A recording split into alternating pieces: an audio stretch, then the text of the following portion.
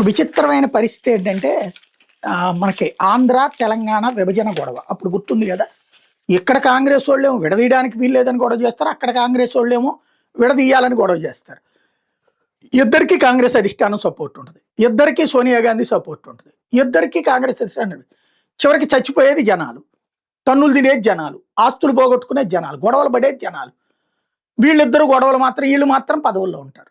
ఇది నీచమైనటువంటి సంస్కారం. నువ్వు ఒక జాతీయ పార్టీ అయినప్పుడు ఇది పరిష్కారం. అందుకు అంగీకారం అయితే ఉండండి, లేకపోతే పోండి అని చెప్పాలి నువ్వు, లేదా వాళ్ళని కన్విన్స్ చేయాలి.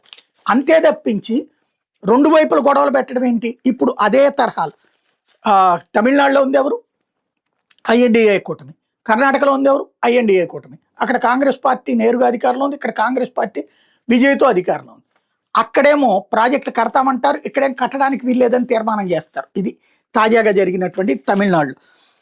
కావేరీ నది మీద మేకేదాటు వద్ద ఆనకట్ట నిర్మాణానికి కర్ణాటక ప్రభుత్వానికి ఎట్లాంటి అనుమతులు ఇవ్వద్దని కేంద్ర ప్రభుత్వం డిమాండ్ చేస్తూ తమిళనాడు శాసనసభ తీర్మానాన్ని ఆమోదించింది. ముఖ్యమంత్రి జోసెఫ్ విజయ్ నేతృత్వంలో ప్రభుత్వం ఏర్పడిన తర్వాత శాసనసభ తొలి సమావేశం ఇన్ఛార్జి గవర్నర్ రాజేంద్ర విశ్వనాథ్ ఆర్లేకర్ ప్రసంగంతో గురువారం ప్రారంభమైంది.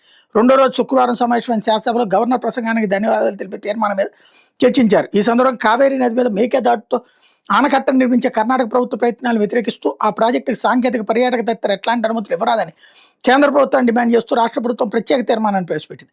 ముఖ్యమంత్రి జోసెఫ్ విజయ్ ప్రతిపాదిస్తే ప్రధాన ప్రతిపక్షం డిఎంకే సహా అన్ని శాసనసభ పార్టీలు ఏకగ్రీవంగా ఆమోదం తెలిపాయి. తీర్మానాన్ని రాష్ట్రానికి చెందిన శాసనసభ పార్టీల ఎమ్మెల్యేలు, ఎంపీల బృందం నేరుగా వెళ్లి కేంద్ర ప్రభుత్వానికి సమర్పించాలని ప్రతిపక్ష నేత ఉదయనిధి స్టాలిన్ విజ్ఞప్తిని ముఖ్యమంత్రి ఆమోదించారు. దాన్ని వీళ్ళు ఒకటయ్యారు. ఇప్పుడు మరి ఐఎన్డిఏ అంతా ఒకటి కదా, అక్కడ కూడా ఐఎన్డిఏ గవర్నమెంటే కదా.